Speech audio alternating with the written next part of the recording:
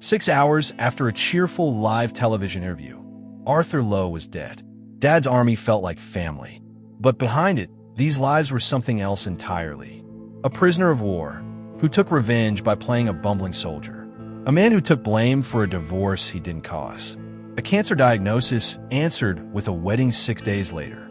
These are the real stories, and you're going to want to hear every single one. Number 1. John Laurie as Private Fraser. There's a version of John Laurie most people never knew existed.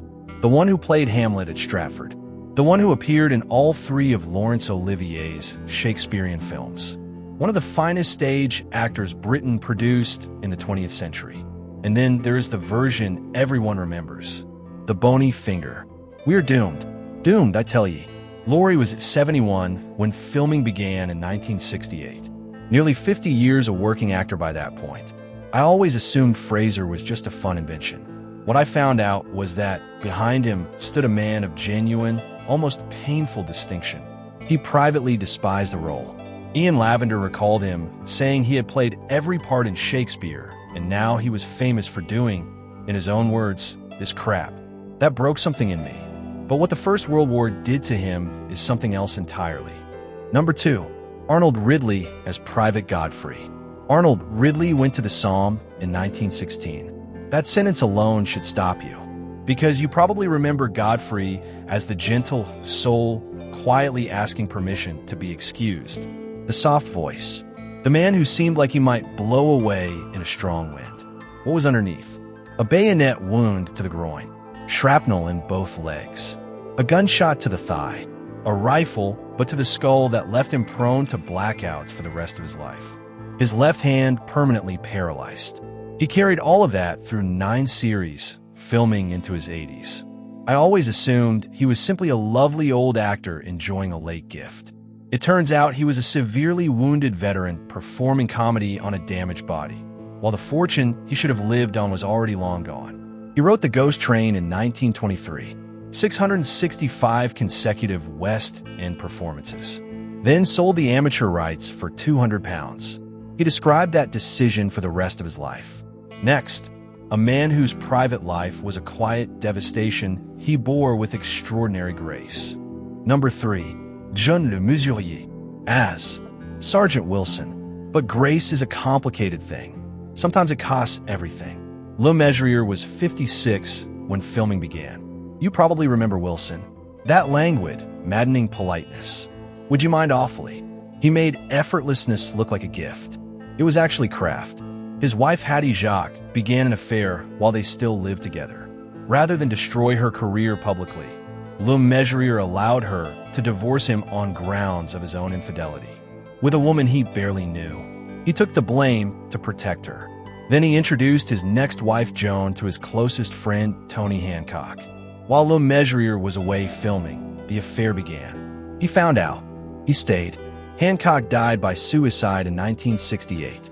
Le Mesurier only learned afterwards that Joan had never truly ended it. His final words: "It has all been rather lovely." Number 4.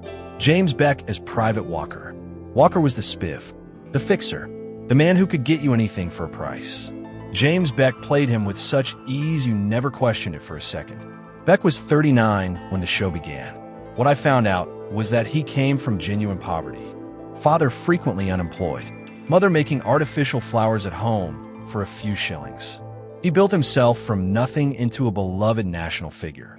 Then on a Saturday afternoon in July 1973, he collapsed at a charity event, raising money for guide dogs for the blind. The self-serving spiv struck down doing an act of public charity. I noticed that detail and sat with it for a while. He was rushed to hospital with pancreatitis. 3 weeks later, he was gone, aged 44. His character was never recast. The writers simply removed Walker from existence, because nobody else could have been him. Number 5. Arthur Lowe as Captain Mainwaring. Nobody wanted him. Thorley Walters turned the role down. Leonard Rossiter turned it down. John Pertwee turned it down. Arthur Lowe was not the first choice, or the second, or the third. And yet, you probably cannot picture anyone else in that chair. That pompous, magnificent, self-important bank manager who genuinely believed he was born to lead. Lowe was 52 when filming began, and he owned every single frame. What I found out was how it ended. On April 14th, 1982, he gave a live television interview. Cheerful, sharp, composed. Within 6 hours, he collapsed from a stroke in his dressing room, dead by 5 in the morning. His funeral at Sutton Coldfield was attended by fewer than a dozen people. Almost nobody was told. The man who commanded every room he entered left quietly, with nobody watching. Number 6. Clive Dunn as Corporal Jones. Don't panic. Don't panic. You can hear it right now, can't you? Dunn was only 48 when filming began.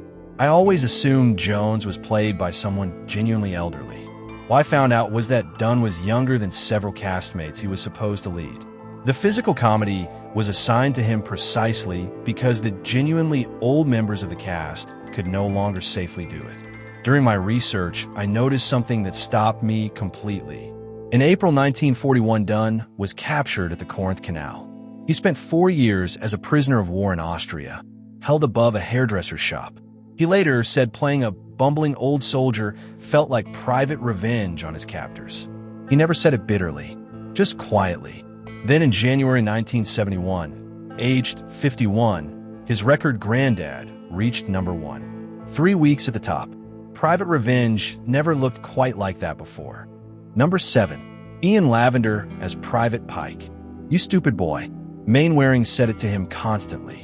And Lavender wore that scarf and that expression of baffled innocence for 9 years, from age 22 to 31. The youngest in the platoon by a wide margin. What I found out was what happened 6 days after his cancer diagnosis in 1993. He married Michelle Hardy, the woman he had lived with for 16 years. 6 days. Not after recovery. Not after the all clear. 6 days after hearing the worst possible news, he decided what mattered most. I think about that decision more than almost anything else I found researching this video. If you have ever had a moment that forced you to see clearly, you probably understand exactly what that looks like. He survived the cancer, then survived a heart attack in 2004. He became the last surviving member of the main cast, a position he carried with visible warmth until his death in February 2024. The scarf he wore throughout the entire series. He chose it himself from the BBC wardrobe in 1968. He was colorblind. It simply reminded him of home. Number 8. Edward Sinclair as the Verger. But not everyone arrived at this show through a straight path. Sinclair played the obsequious, sly Verger with such committed irritation you almost felt sorry for him. Almost. What I found out was the life behind that performance. His father died when Teddy was 14. Drama school became impossible. So he spent decades as a salesman. Menswear, a high-class London store, hairdressing equipment, never giving up on acting, but unable to commit to it professionally until his children were grown. He did not turn professional until his late 40s.